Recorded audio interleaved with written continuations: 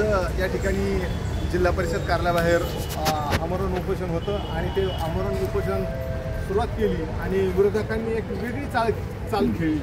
माझं उपोषण सुरू होताना त्यांना असं लक्षात आलं की आपण केलेलं अतिक्रमण निघतंय, याला कुठेतरी डॅमेज करायचं म्हणून 2018चे विद्यमान सरपंच अंजनाताई पवार आणि माझ्या नावचा मशाभूमीमध्ये अमरधाममध्ये स्वखर्चाने केलेला बोर्ड आहे, तो बोर्ड हटवायचा, पुढं गावात काही ठिकाणी अतिक्रमण आहेत अशा भंपक या ठिकाणी अर्ज देऊन, तातडीचा अर्ज देऊन या ठिकाणी आंदोलनाला बसले। परंतु जनतेला मी या निमित्ताने सांगू इच्छितो, या त्या आंदोलनाने, लक्षवेधी आंदोलनाने काही फरक पडणार नाही, जनतेला सगळं माहिती आहे। परंतु शासनाने सुद्धा त्याच्या लक्षवेधी आंदोलनाकडे विशेष लक्ष देऊन त्याच्यावर विशेष कार्यवाही करून योग्य त्या न्यायसुद्धा त्याला द्यावा। लोकशाहीमध्ये सर्वांना अधिकार आहे, तो बसला, परंतु त्यांनी कुठलीही या पूर्वकल्पना दिली नाही। फक्त आमच्या या ताबेगिरीचा जो त्यांनी विषय केलेला आहे त्याला कुठंतरी खोडा घालायचा म्हणून ते आंदोलन लावलेलं आहे।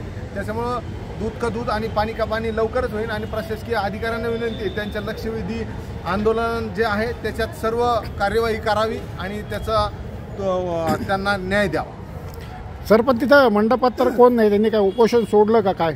ते नाही, ते मंडपात त्यांच्या मंडपात कोणीच नाही, कारण की ते मंडपात बसायलाच कोणी नाही।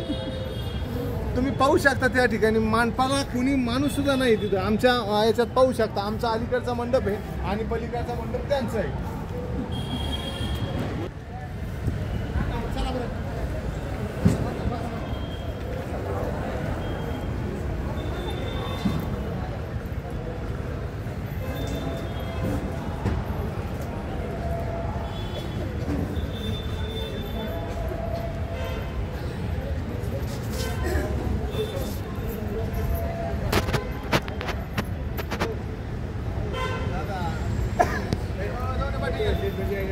काल आम्ही हे उपोषण सुरू केलं आणि विरोधकांनी लगेच शेजारी या आमच्या उपोषणाला कुठेतरी डॅमेज करायचं म्हणून या ठिकाणी त्यांनी उपोषण लावलं। पण तुम्ही इथं पाहू शकता किती ग्रामस्थ आहेत आणि तिथं पाहू शकता ग्रामस्थांची काय परिस्थिती आहे। एकही ग्रामस्थ नाही जो उपोषण करते येतात, ते सुद्धा बाहेर फिरून येतात, तिकडे जातात, त्यांना त्यांचं नेमकं कशासाठी बसलं हे सुद्धा माहिती नाही आणि ज्या प्रकरणासाठी बसलेत त्यांनी यापूर्वी अनेक वेळा अर्ज दिले, त्याच्यावर कार्यवाही झालेली, त्याच्यावर आदेश झालेले, त्याच्यावर आमच्यासारख्यावर जे आरोप केलेले ते एकदम आम्ही क्लीन चिट मिळालेली आहे त्याच्यात आम्हाला।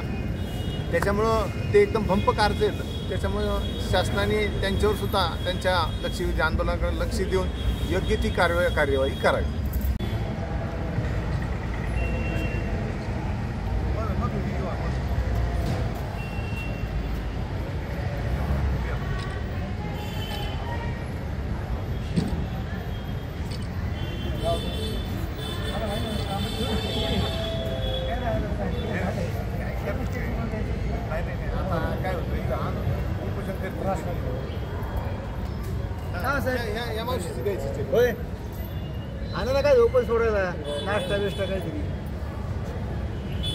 भारती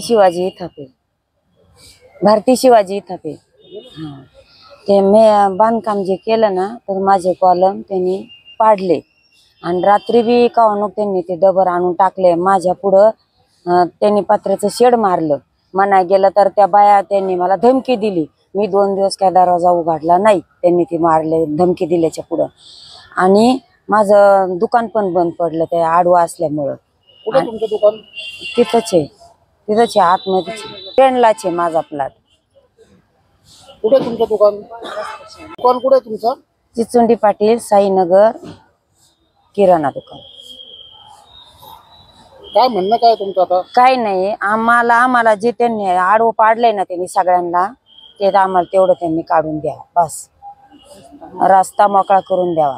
आणि रात्री असं झाल्यामुळे त्यांनी रात्री कोणी दगड आणून टाकले तिथे, रात्री माझ्या दारावर टाकले, रात्री निम्या रात्री। ते सकाळी मी पाहिलं, थोडा रस्ता होता ते सुद्धा बंद केलाय त्यांनी।